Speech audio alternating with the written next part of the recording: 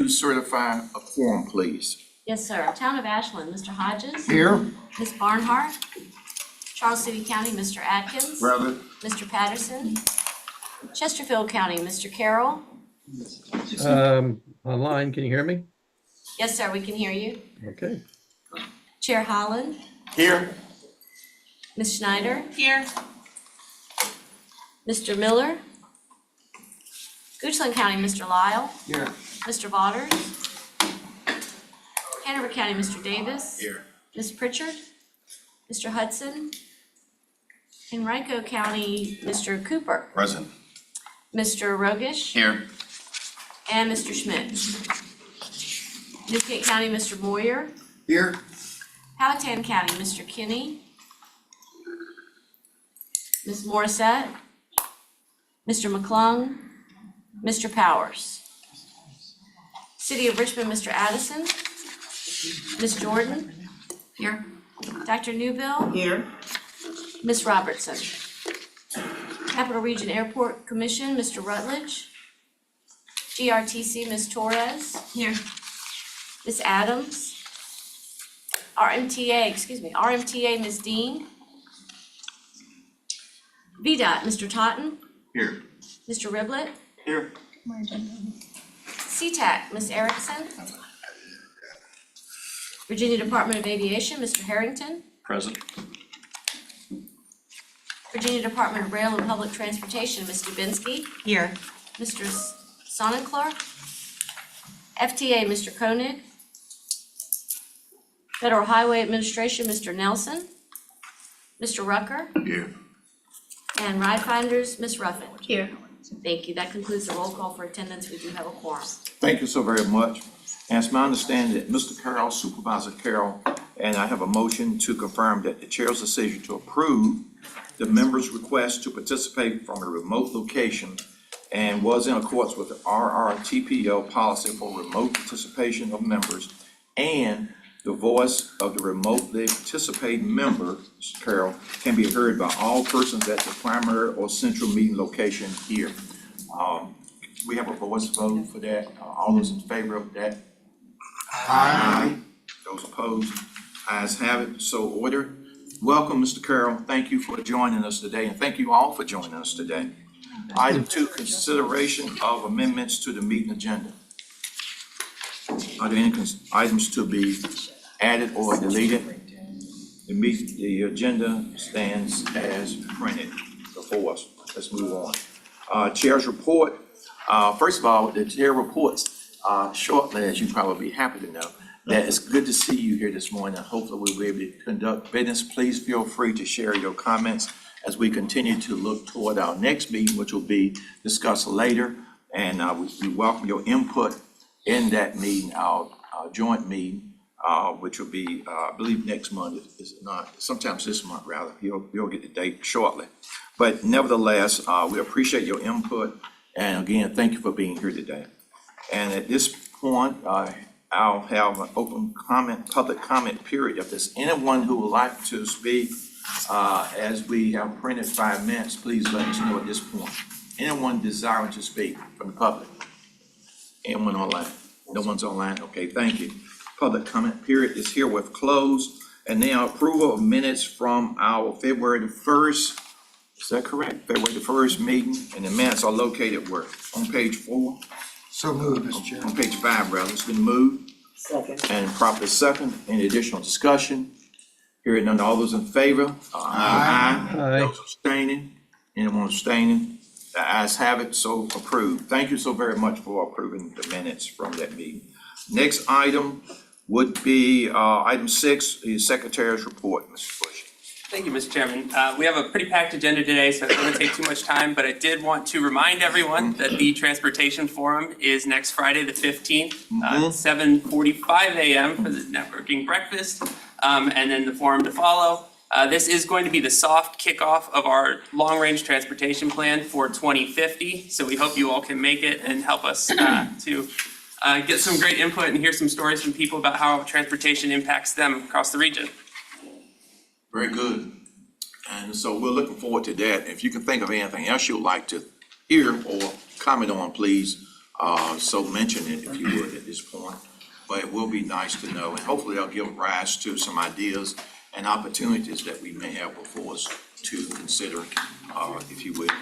So, anything else there? No, Is that it? Okay. Let's move on to new business then. If there are no other comments, are there any other comments at this point? Hearing none, let's move to new business. Item 1, Virginia Passenger Rail Authority update. Thank you for being here and for presenting. Morning, everyone. Thank you for inviting me here to speak to you all. My name is Colin Birch. I'm a Senior Planning Manager with the Virginia Passenger Rail Authority.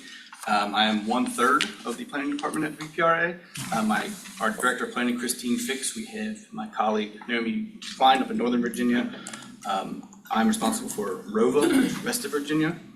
And next slide, please.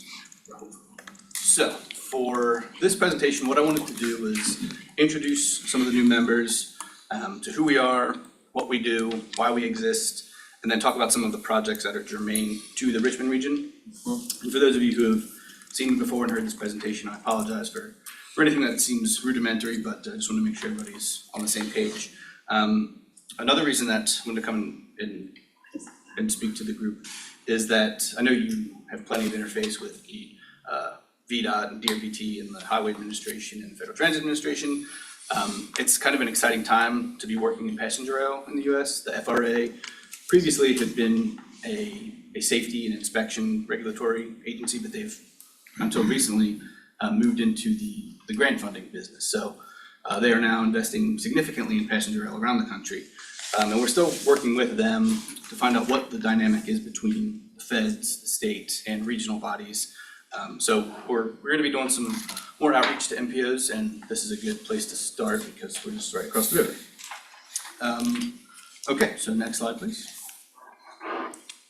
So Virginia is the rail epicenter of the East Coast. You can see this map shows the major Class 1 freight railroads and the passenger service on the East Coast, and you can see that Virginia is not only the connection between the North and the South for freight and passenger, but also at the crossroads of the port and the Midwest.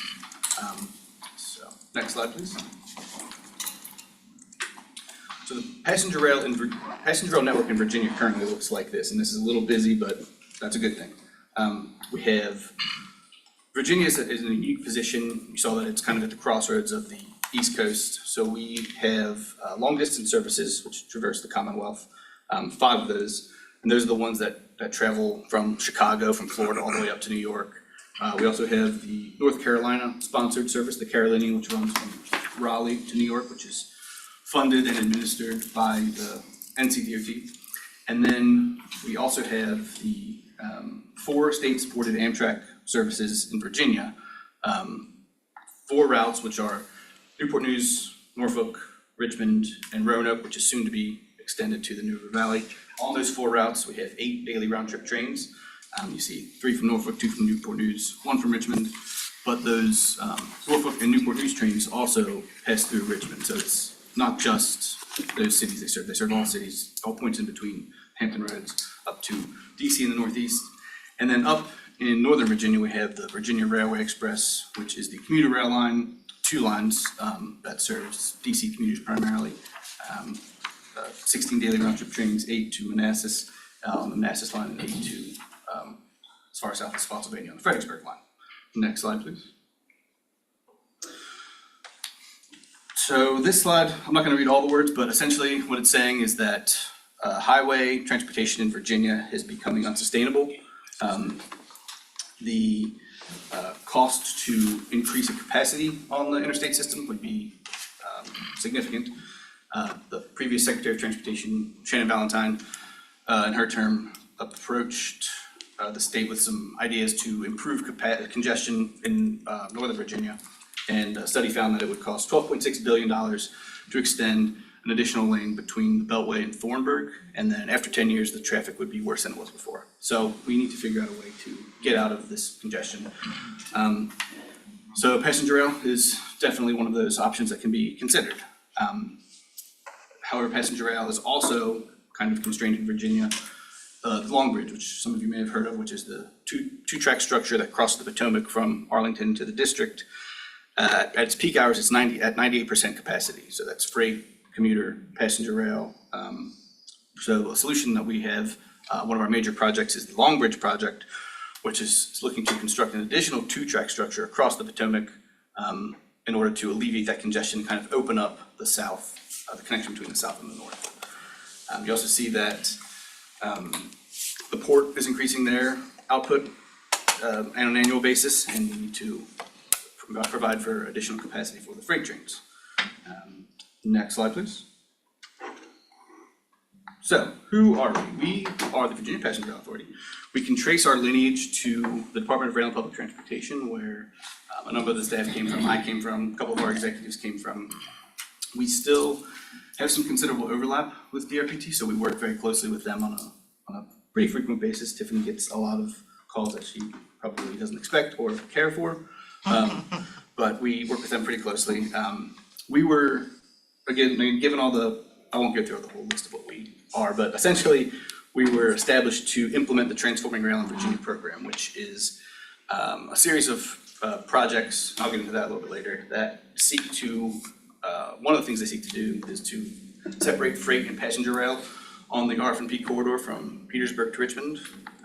If any of you have taken Amtrak and been delayed because of a freight train, this is because the freights own the right-of-way and infrastructure. We're looking to kind of unmingle us from them to where freight and passenger are separated on the RF&P corridor. And as I said before, Amtrak is our operator. Virginia, actually, the 4 routes that I talked about earlier that are our state-sponsored services are actually funded fully by the Commonwealth. So if you ever get on a train in Virginia and when you book it on the Amtrak app or website and it says Northeast Regional, that train is actually fully funded by Amtrak or by Virginia until it hits DC.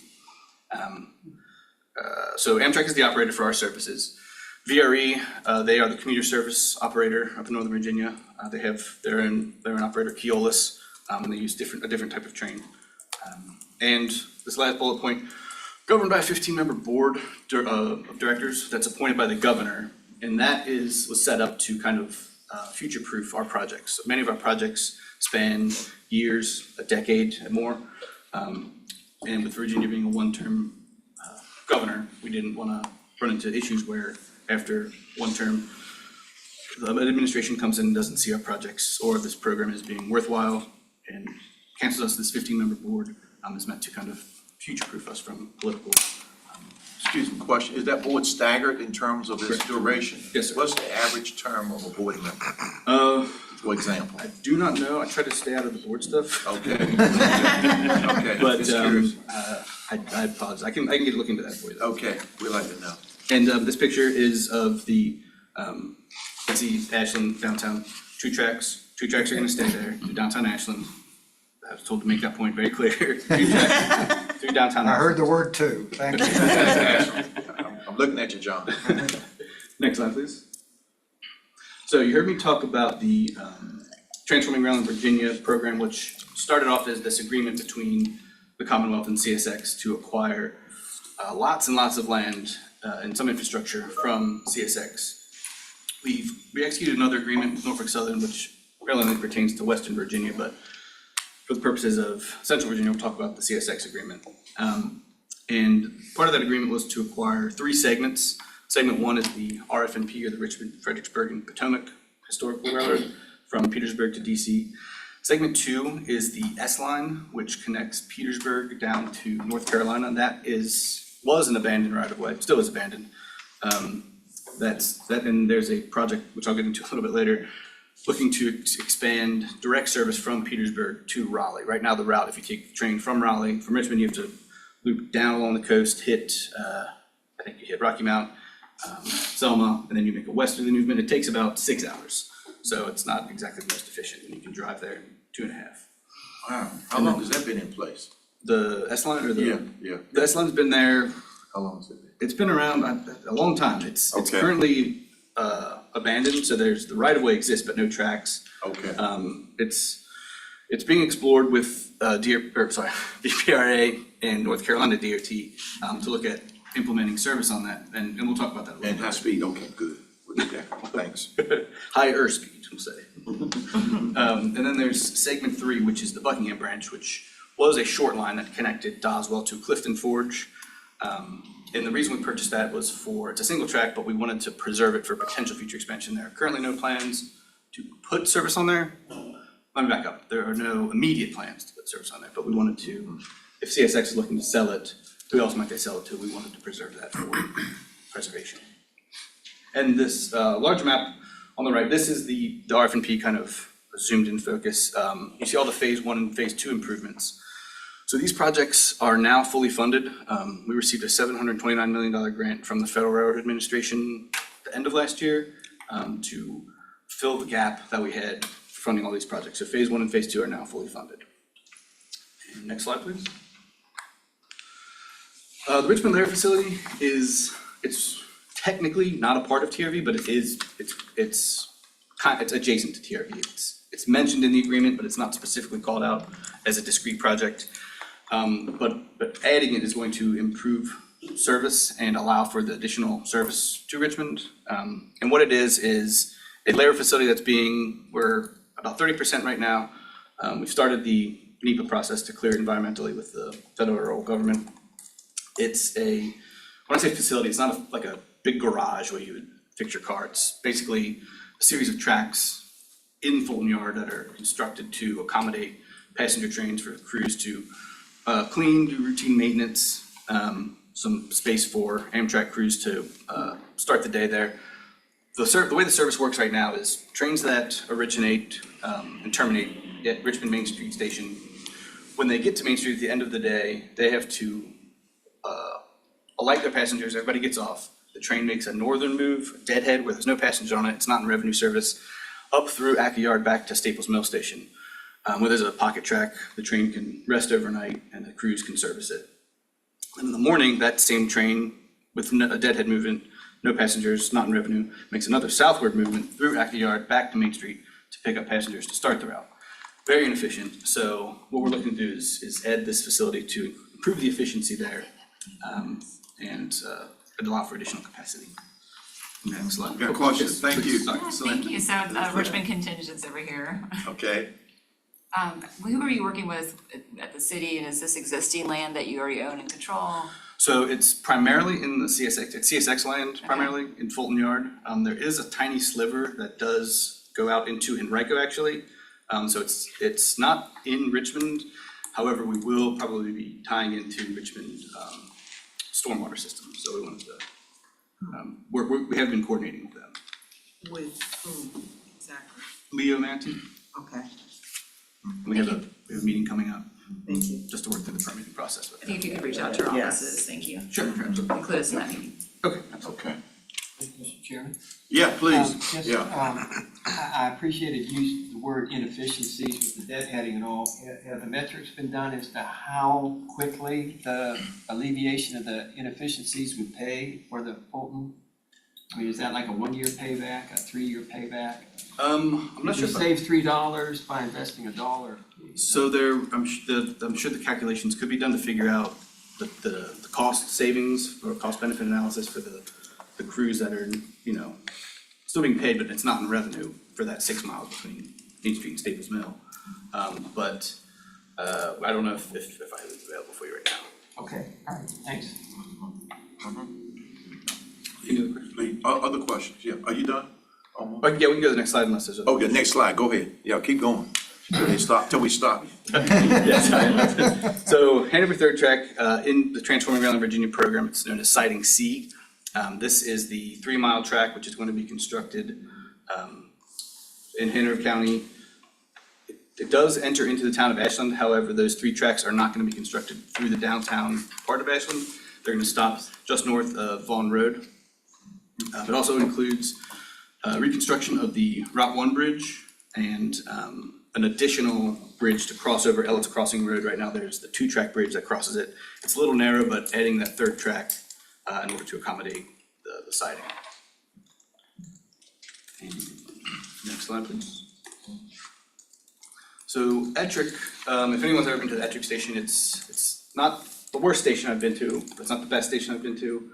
It's got some character to it, and This project is seeking to improve the canopy there that exists. It's been deteriorating over time. The platform that is there right now is not ADA compliant, so part of this project will look at adding a 8 inches above top of rail ADA compliant platform. The building itself, we're gonna improve the lighting, add a new ticket window, new restroom signage, just overall improvements. The parking area is also not in great shape. It's been, at one point it was paved, and I think it's kind of fallen into disrepair. This project will repave it, restripe it, and that includes adding a drainage system to accommodate the stormwater system. Right now, the stormwater there, it floods whenever it rains. I'm sure right now it's just under feet of water. But we're looking to tie into Chesterfield County, and we have been working with Barb about that, to improve that. And Chesterfield County is also doing a project for Bessie Lane, which connects the station to, the road on Bessie Lane is also, could use some love. When anticipated work to be done on that station at Ettrick? I'm sure Mr. Carroll would like to know that. It's in his district. It's estimated to be complete by the end of 2026. Okay. We are looking to phase it so the improvements by the end of 2026, the entire project will be done. Okay. But we're hoping to have whatever we can get done as soon as possible. Yeah. We know there's the presidential debate at VSU, and we want to try to polish it up as much as possible before. Yeah, they may come in on train, you never can tell. They may have a train ride in there to the debate. We don't know, we'll find that out there. We'll be on the back of the train. Back up. We'll be on the back of the train. Okay, the back of the train, okay. That'd be great. All right, that's All the good to revenue know. we can get. All right, very good, thank you. Next slide, please. So this next project, the Richmond Area Phased Service and Infrastructure Plan, or the RAPSI plan, is an update, a service development plan. As part of the TRV program, additional services will be passing through Richmond and Hampton Roads and North Carolina. This study is gonna look at how we can make the service work and how they will approach Richmond. So there are currently trains that, as many maybe seen the articles about how Staples Mill is the busiest train station in the southeast, 420,000 passengers last year. And that's because 18 trains a day go through there. Main Street Station, I think only the 6 trains a day go through. So there has been calls to improve or increase the capacity and service at Main Street Station from the Hampton Roads MPO, from North Carolina also wanna understand how their trains are gonna be passing through Richmond, if they're gonna take the ACL Bridge west of downtown or come up on the Bellwood subdivision around here up through Main Street Station. And we're gonna look at what kind of infrastructure improvements would be needed to accommodate that. Currently, the James River Bridge can handle freight trains, but we wanna make sure that it's safe for passenger service. The Bellwood subdivision, which connects Main Street Station across the river, make sure that that line can accommodate passenger trains. They need to have additional safety measures in place for passenger trains on there. So this is a further out study that we're working on, but it is one that's gonna look at. Yes, ma'am. Thank you. I just wanna make sure as you're looking at increasing passenger throughput at Main Street Station, we do have the Shaco Memorial Plan, which I hope everyone has seen by now. It's gorgeous. But just wanted to make sure if there are any platform changes or encroachments further into that sacred space that you're meeting with the city and taking that into consideration, because I don't know if we would be able to support it. Absolutely, yes, and we have heard from the city and stakeholders. Also, another example where 2 tracks are going through downtown Richmond after Main Street Station. That's planned no more than 2 tracks to build out the infrastructure, means rather 2 tracks. That exists right now, it's the current configuration. But yes, we've absolutely been engaging with the city of Richmond. Thank you. And last slide. This is the Richmond to Raleigh project. If you're in North Carolina, they call it Raleigh to Richmond, but we've avoided any kind of conflicts, we're just calling it R2R. This is the project that looks at reintroducing service on the S-Line. We're currently working on 30% design plans for this project. North Carolina received a bunch of funding, I think $1 billion from the federal government for their portion to extend from Raleigh. I think that $1 billion was from Raleigh to Wake Forest, and then they hit a few more stops before they hit the line in Norlina. And then Virginia's portion would be this from Petersburg to the North Carolina border. You see that there is a star on there for South Hill. That's conceptual. We don't know if that's where the stations are going to go. This is very, very early, and it is only 30% design at this point in time. But what it would do is make that direct connection from Richmond to Raleigh quicker, rather than the 6-hour train ride. It would shave times off significantly. And I think that's the last one. Okay. Great. Questions, comments, please? Yes, Mr. Hodges. Very informative and appreciate your presentation. Just a question about railroad crossings, or in the context of railroad crossings in Hanover and in Ashland. You're acquiring right-of-way, as I understand it, but CSX will continue to manage your rail as well as the rail they own. Correct. They'll be responsible for the maintenance and the dispatching. So if we have issues with the crossings, we deal with CSX. Yes, that would be kind of a multi-stakeholder engagement where CSX would be involved. I think VDOT would play a part in that. DRPT as the way I look at DRPT and VPRA's relationship, they do they write the playbook and then VPRA implements the play. So they're kind of long range. Once they're done with their piece, it's handed over to us to implement. But there are funds out there for grade crossing safety improvements and eliminations from the feds as a part of the bipartisan infrastructure law that came out. An additional rail crossing elimination program was started. Great, thank you.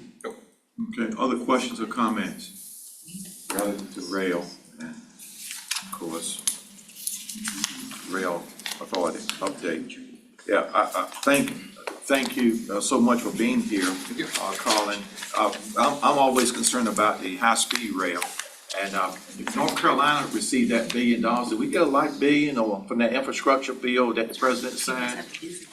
You remember, there was $1 billion for North Carolina from, I think, Secretary of Transportation probably. Did we get a light billion as well in Virginia?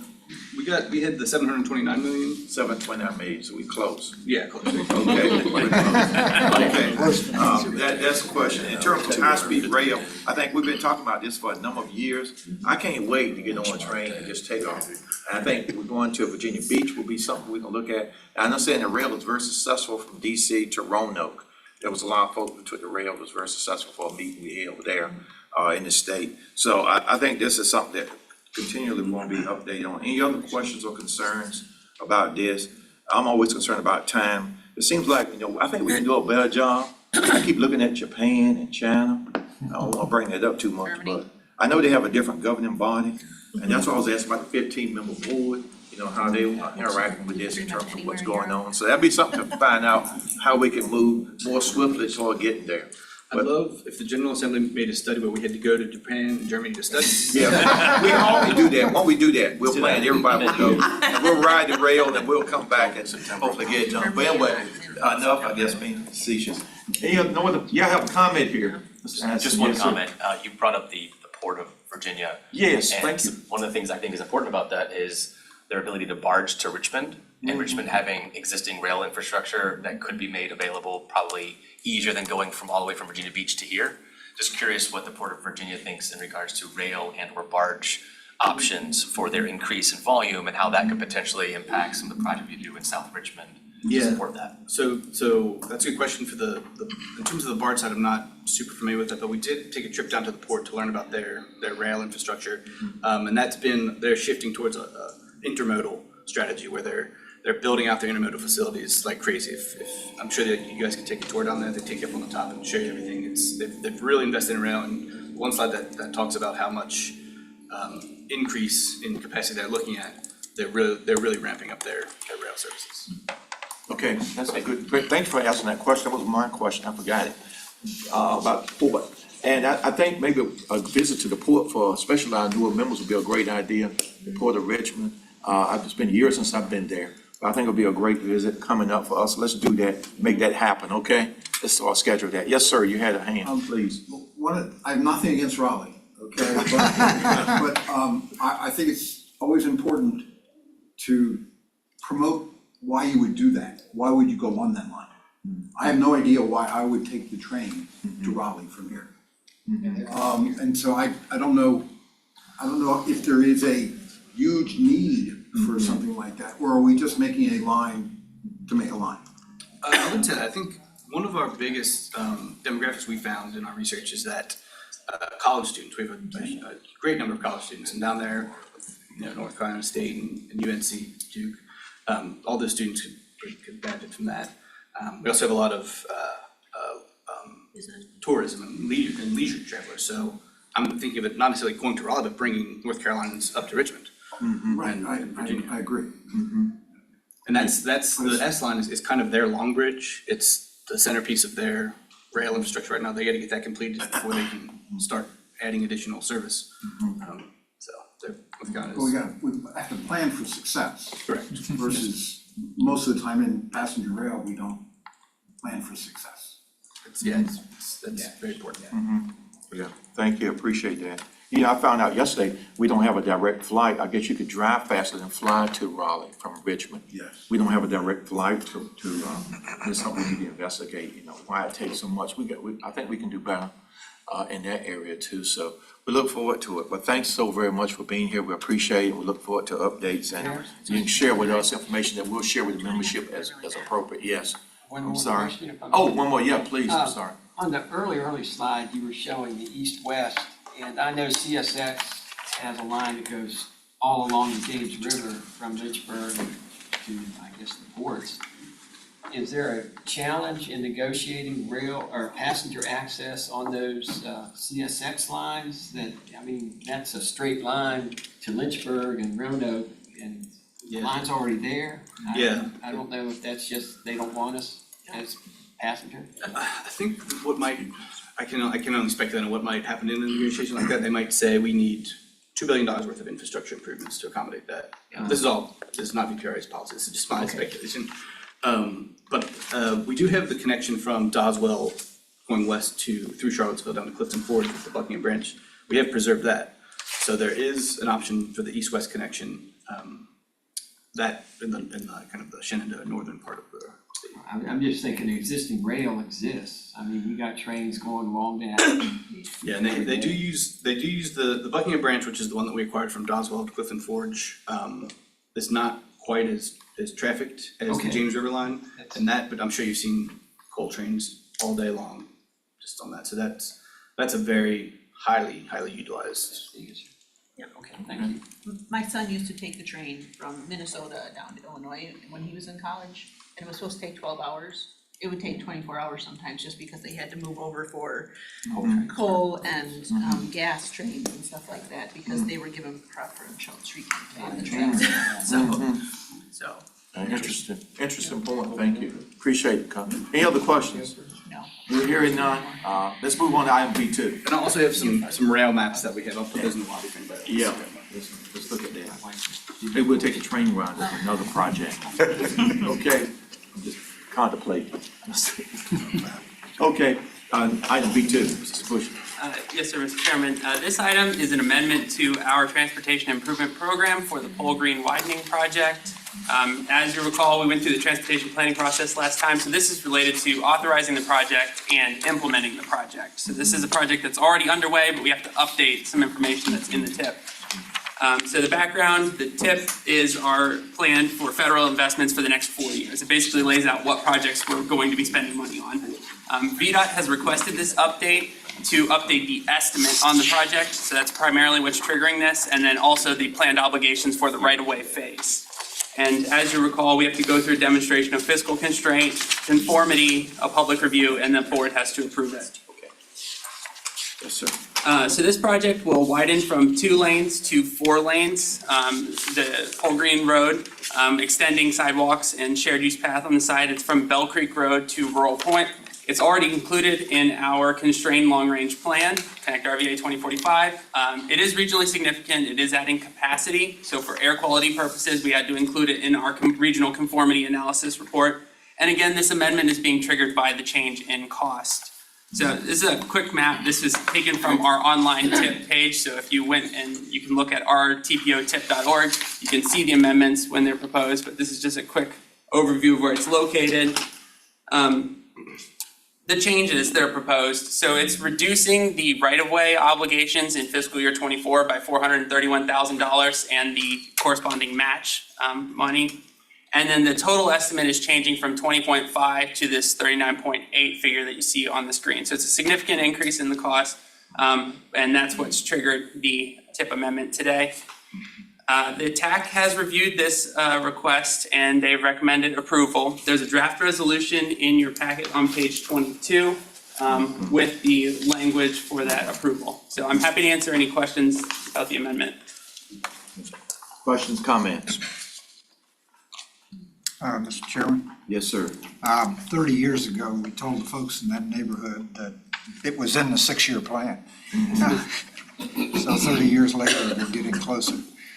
I think it took a while for somebody to get elected in that district to make it. But now that it's happening, I think it's that move. Well, thank you, voters. Okay, Bill. All right, that's good to hear. Wonderful. Any other comments or questions? At last, huh? If you stay around, guess what will happen? I guess it's their perseverance and determination alone are omnipotent. Now, I have a motion maybe Mr. for Chairman, this policy. Yes, sir. Mr. Chairman, I move. Yes, sir. For this TIP amendment to be approved. All right, it's been moved and Second? properly second. I'm sorry. Any additional discussion? Hearing none, all those in favor, sign of aye. Aye. Ayes have it, that's unanimous. Thank you, Mr. Carroll, heard you. Appreciate it, thank you, sir. All right, thank those voters then next time.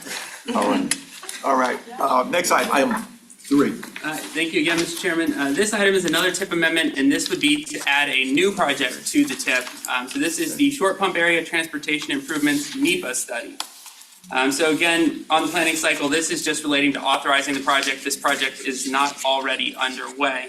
So this is just allowing it to get started. Again, this is a new project. That's what's triggering the amendment. Same requirements as before. We have to demonstrate that we can pay for this project, that it doesn't impact air quality, have the public review, and have a board approval. So what is this project? It's part of the North Gaten Road improvements. So from the interchange access report, which is a required study for the new interchange, there's a requirement to do the NEPA process. And that NEPA applies to all projects, but this in particular, what NEPA is looking at the environmental and cultural resources that are in the area of a project, and then basically looking at the opportunities to avoid, minimize, and mitigate those impacts through the development of the project. So basically ensuring that this planned path is the right one that'll minimize those impacts, and at least acknowledging what is going to be the effect of the project on that. This study in particular advances several different projects. So there's, I think it's 7 or 8 different components to this, and they're all listed in our constrained long-range plan. So it's advancing a bunch of different projects from the regional plan. And it's not regionally significant for air quality because this is just the study component. But the projects, when implemented, will have an impact and will need to be included in our conformity analysis. So in terms of the proposed obligations, this is a CVTA funded project. So it's $1.8 million, $1.8 million coming from the CVTA. And this will allow that to move forward. TAC reviewed this request at the last meeting and recommended approval. There's a draft resolution on page 27 of your agenda packet to approve the NEPA study for the TIP. I'm happy to answer any questions you have about the amendment. Okay, questions, comments? Okay. Short pump area, would you like to approve it? It's been moved and, it's been moved and properly second. Anybody, any district can second. It's been properly second, thank you. I love that cross collaboration. It's been, any additional discussion? Hearing none, all those in favor, sign of aye. Aye. Ayes have it. Thank you, Tip, we appreciate it, thanks, Mr. Bush, appreciate it. Item 4. Thank you, Mr. Chairman. So this next item that we have is the fiscal year 25 and fiscal year 26 Transportation Alternatives Program. So this is related to the funding phase of projects. So the Transportation Alternatives Program is a funding source for primarily bicycle and pedestrian projects and safe routes to schools programs. This is a joint effort. So the RRTPO has dedicated sub-allocated funds and we can select projects, and the Commonwealth Transportation Board also has funding and selects projects. So this is a coordinated effort with the state to pick projects to advance. So we have been working with VDOT with Tri-Cities MPO and with our CTB member to review the projects. And the recommendation that came from the TAC is to approve a priority list rather than selecting which projects are going to be funded, to allow us to have the maximum flexibility to coordinate with the CTB to see how many projects in the region we can select. So how do we prioritize projects at the TPO? We look at three particular measures. So the first thing, which is worth 80% of the project's benefit score, is the statewide score. So the state looks at project readiness, looks at the benefit to the system, making sure that the project is really ready to move forward. We also look at two more regionally focused areas. So the first is our equity emphasis areas. So that is areas that were designated in our long-range plan, and it's where there is a potential for disadvantage based on demographic factors. And so we're trying to make sure that the investments that we're making in bicycle and pedestrian infrastructure are benefiting those areas. The other component of it is we have a bicycle and pedestrian plan. And so we're looking to see whether these projects are included in that regional plan, because we want to make sure we're advancing our regional priorities that have already been identified. So each project is scored on all of those measures. You can get a maximum of 100 points. And then we look at the cost, and basically for every $100,000 in cost, we divide your project score, and that's how you get the total score overall. So that's how we rank the projects.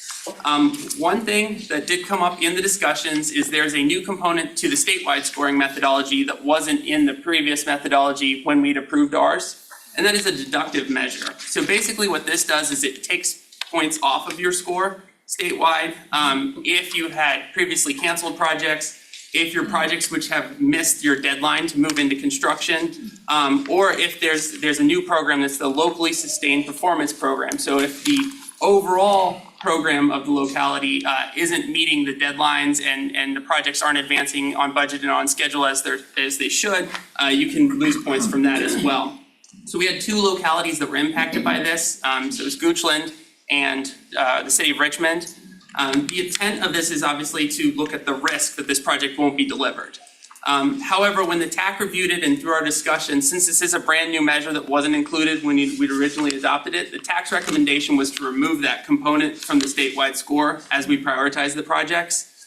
So the rankings that you have in your agenda packets take out that deductive measure, and they're really looking more at the benefit and the project's ability to get started. So the requested action from you today is on pages 32 to 34 of the agenda packet, there is the priority ranking. So that's all the projects listed from based on their scores. And we're asking for approval of this ranking. And then staff will be able to coordinate with VDOT and the CTB to get the final list of which projects get funded and where. So we'll be able to come back and say this one was funded by the CTB, this one was funded by the TPO, this one didn't get funded, and we'll be able to give you the full list. But this allows us to move forward in that process.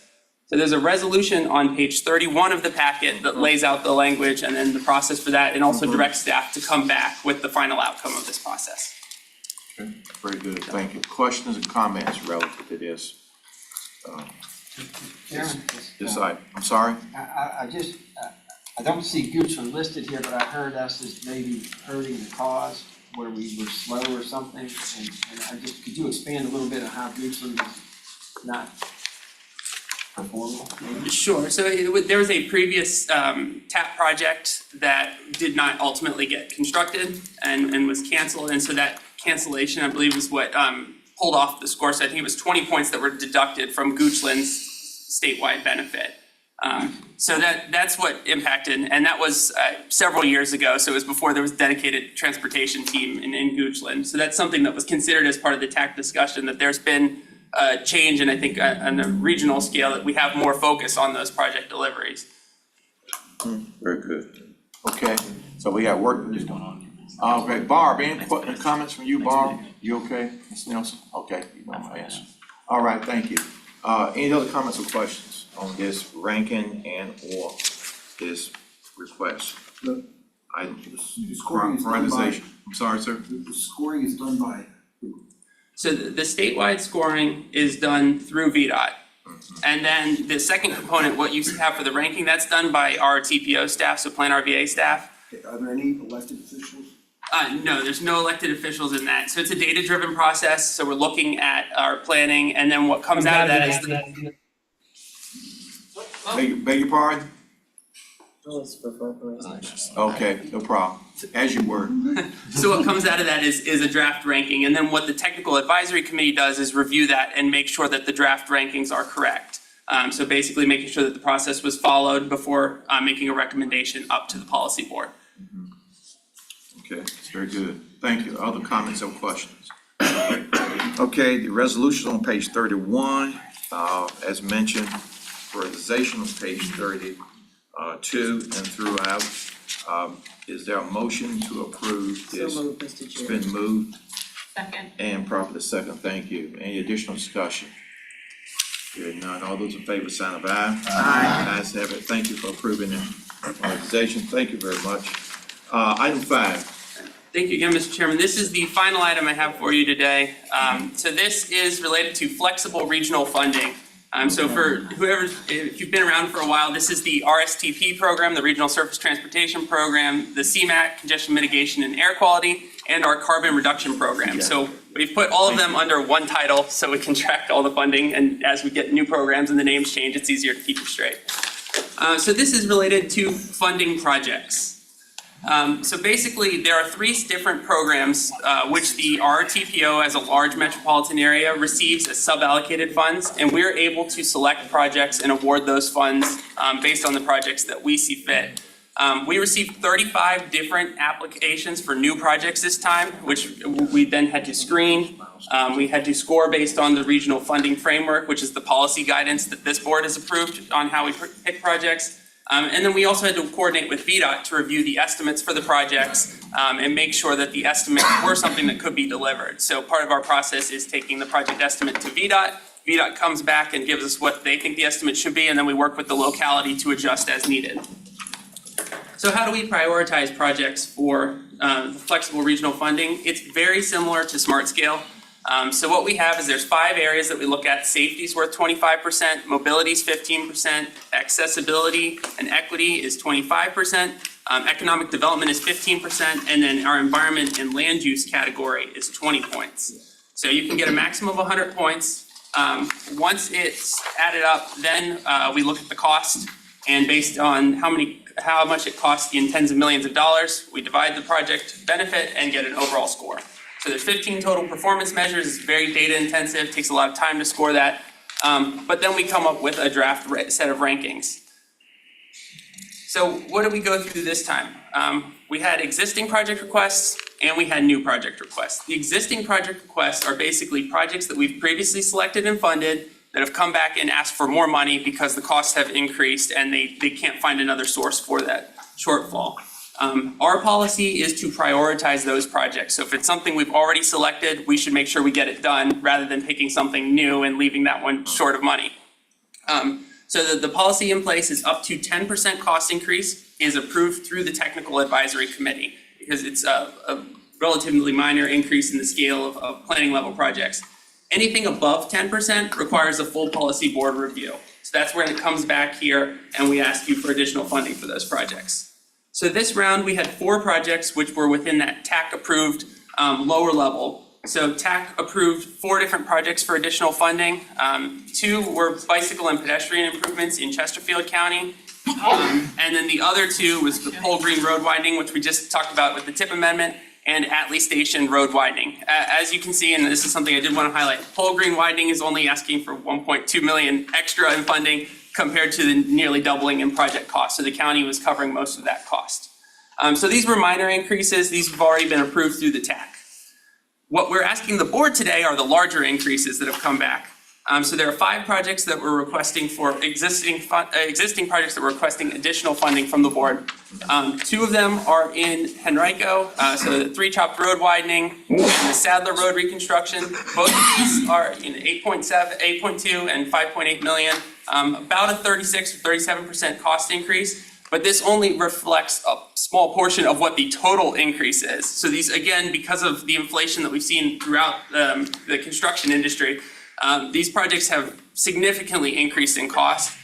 So for example, I think they're projects have gone up to around $60 million in total, and this is only asking for a small increase relative to the overall jump.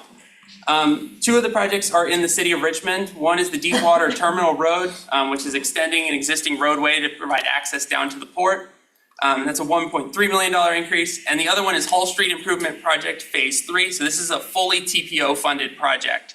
And this is, again, just part of the overall inflationary trend that we've seen. This project has increased, and it's just getting started now. The last one in here is one that's ready to move toward construction.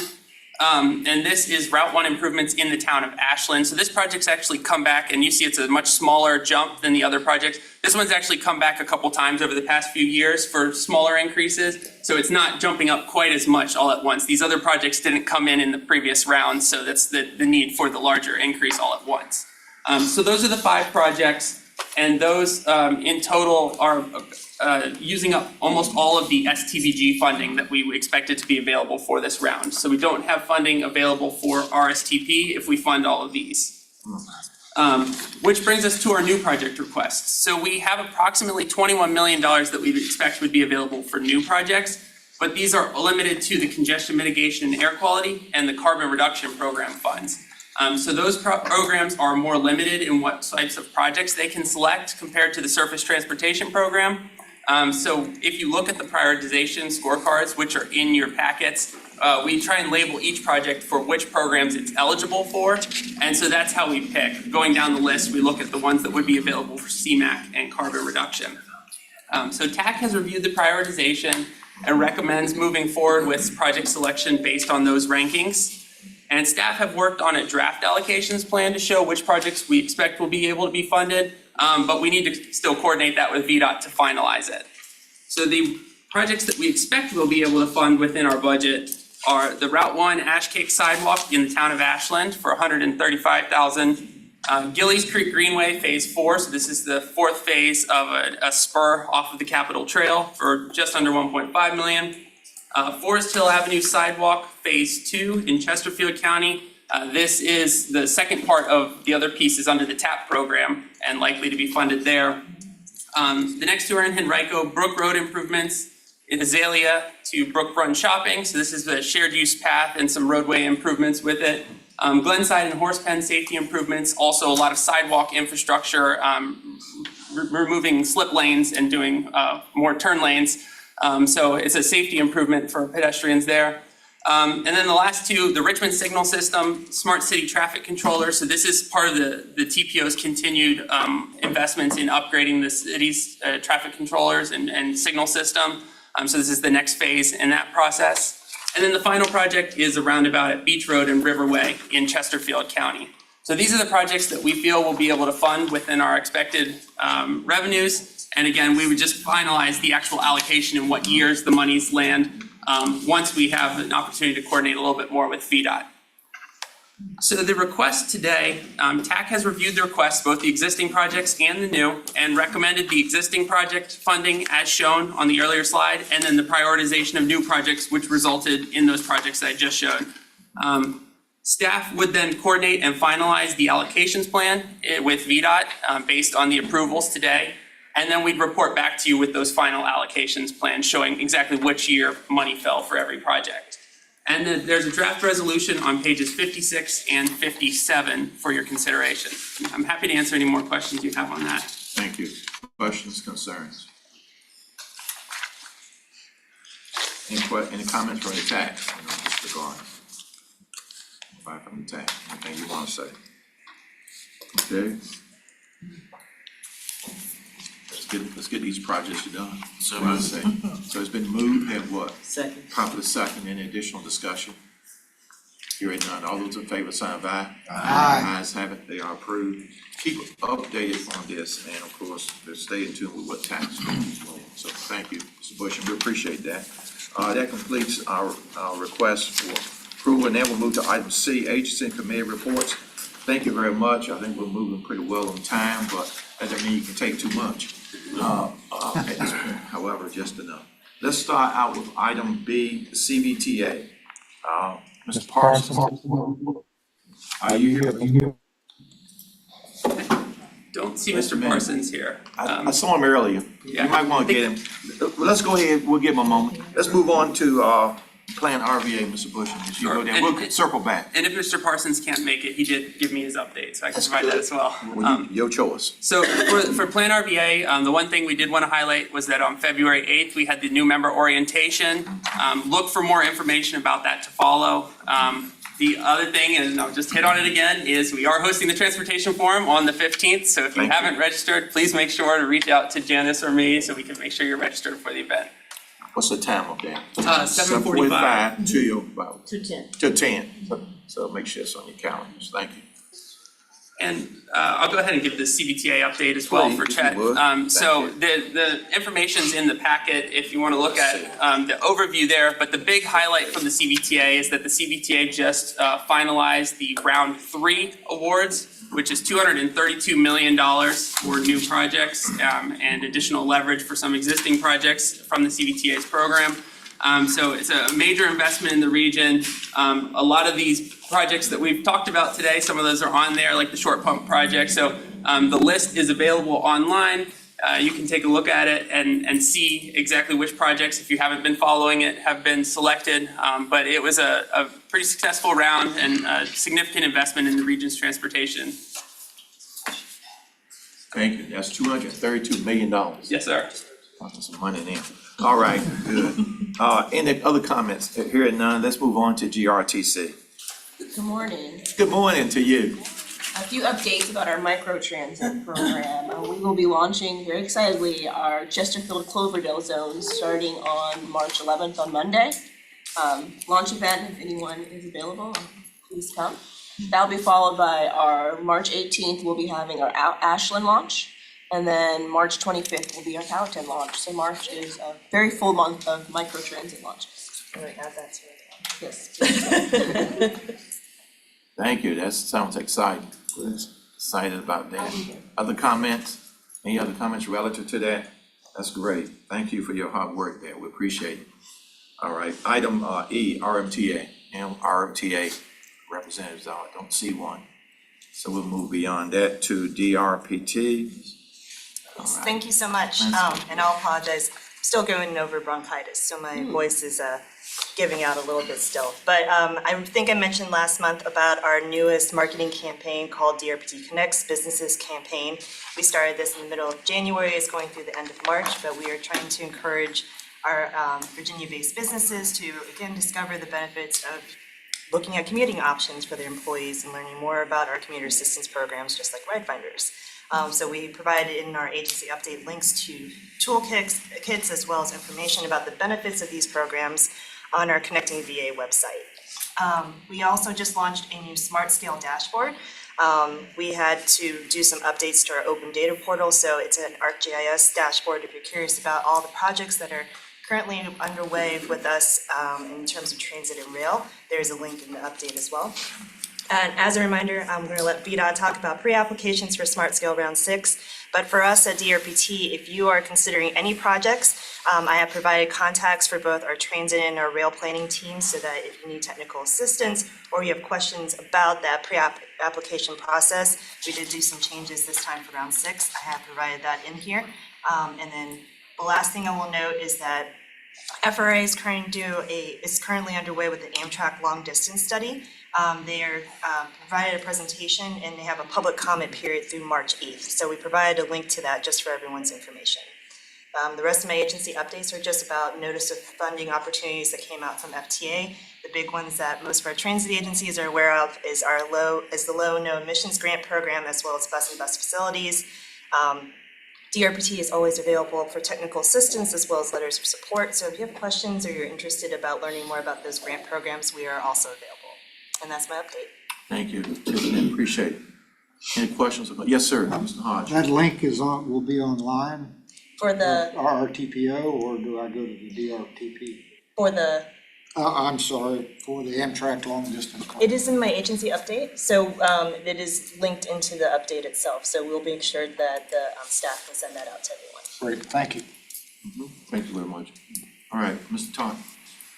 Thank you, Mr. Howard. Good morning, everybody. Just a couple of updates. realizing I'm towards the end and that keeps folks from getting out the door. I'll be brief but important. We are in pre-application stage for Smart Scale Round 6. As my folks flagged me down as I walked into the office on March 1st, we had about 8 or 9 applications in before 8:30 in the morning on the 1st of March. So we are expecting a robust application period. I do want to continue to reinforce and encourage folks to make sure their applications are ready. Please be talking with our team as you're developing and submitting those pre-applications and working towards your full applications. As a reminder, that pre-application period closes on the 1st of April, and the full application period will be beginning on June 1st and closing on August 1st. So please encourage your teams to be talking with my folks. Sarah Rhodes is your best point of contact as an entry point for assistance. I assume they probably are already, but want to reinforce that. Thank you. On the Fall Line Trail, just a couple of quick updates. We do expect on Design Build 1 on the town of Ashland and Hanover County end of the area. We do expect that construction to actively begin this spring, probably within the next month to 2 months. Design Build 2, which is all the way at the southern end down towards the Appomattox River, VSU neighborhood. We are continuing to make progress on the alignment at the southern terminus. We do expect to move towards advertisement and procurement later this year, hopefully towards the fall. Please stay tuned for more updates on that. A couple of updates, Mr. Moyer, in your neighborhood, obviously if you drive out on I-64 now, you will see active work going on in segment A. We are in the procurement process for segment, we are in active procurement process for, let's hope I pulled the right document. Segment C, right now working through the, segment C is the far eastern end in James City County, working our way. We do expect to award that later this spring. Segment B, which is the middle section, Mr. Moyer, in your neighborhood, we do expect to release the RFP or start the procurement process for that segment this summer. So just a reminder that within about a year and a half, we will have active construction going on 29 miles of Interstate 64 to the east of Metro Richmond. So just keep that in mind as you traverse that area. A couple other items to make you aware of. We have a design public hearing for segment B, Mr. Moyer, in your neighborhood on March 14th. We have a CIM in Hanover County for the Ash Cake Road pedestrian improvements. That's on Wednesday, March 20th for those that are interested. And we do have a design public hearing on Wednesday, March 27th for I-64 at the 181 interchange. That's my report, Mr. Holland. I'll take any questions. Thank you, sir. Appreciate it. Any questions or comments? As we contemplate moving forward, is there anything we can do to improve our communications relative to your staff member you mentioned earlier? Is there anything you think we can do better? So I'll be very honest, your teams are great. Thank you. Your teams Okay. are working with our folks on a regular basis. Okay. I don't know, Mark, if there's anything different I'm missing. I think we have managed, I'll be very honest with you, as I talk to my peers from around the state, the way we are interacting with our local government partners, I feel is as good or better than anybody else in the Commonwealth. And I think there's a good sense of collegiality and collaboration to try and, particularly on the smart scale front, to get the right projects put forward. And when they're ready to come in, they're ready to come in. So certainly, we're always going to encourage early communication. We work to be honest communicators. We look to be operating with integrity when nobody's watching, and we certainly want to be transparent with any and all information. That's sort of the hallmarks of what we're trying to get across the table. So, we're doing pretty well, Mr. Holland. Thank you. And that a lot of credit goes to the various staffs around the district that work with our folks. Thank you. Greatly appreciate it. Mr. Rucker.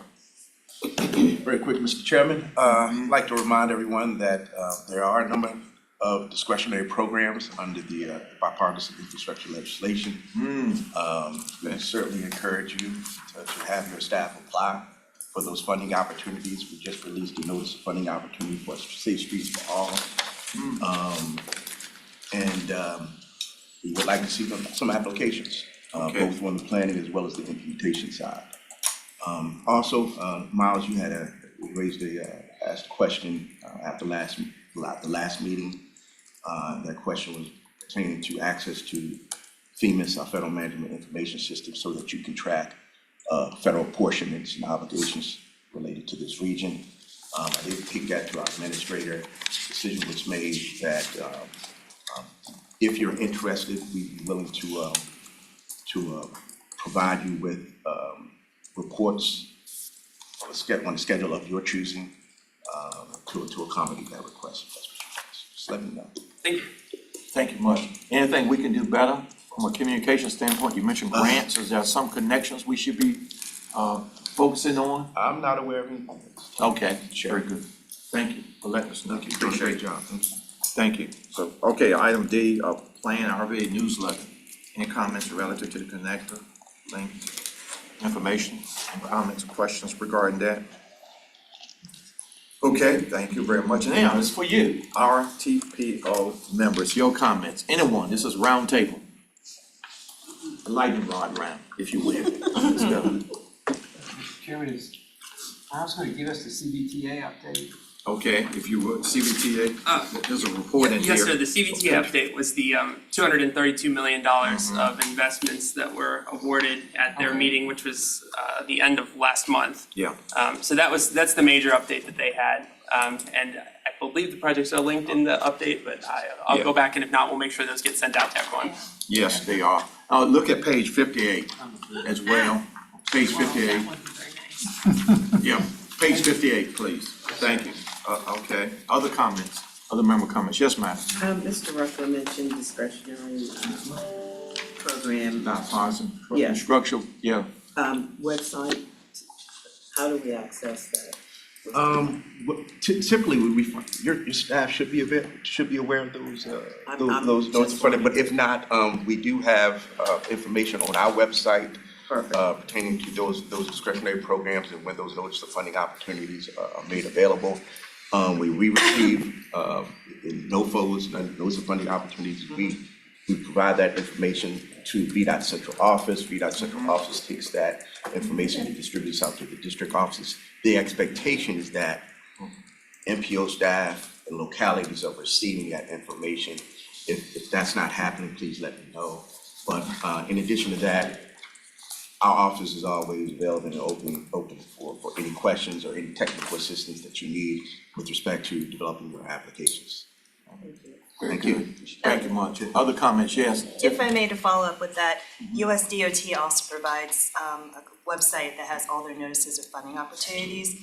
I can send that to the staff to distribute out there, but that's what we also use to track. So it's not just like FTA, but also with FHWA and other federal programs. Excellent, Great excellent. question, thank you. Any other comments, questions? Other comments from members?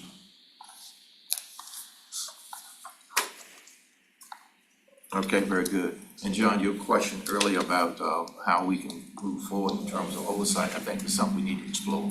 Make sure that's on the agenda to explore going forward. Our next policy board meeting is April 4th, 9:30, as noted on your agenda. And are there any other comments that need to come before this body before we adjourn? Any comments or notices? If there are none, we are here, we'll return. Y'all have a great day.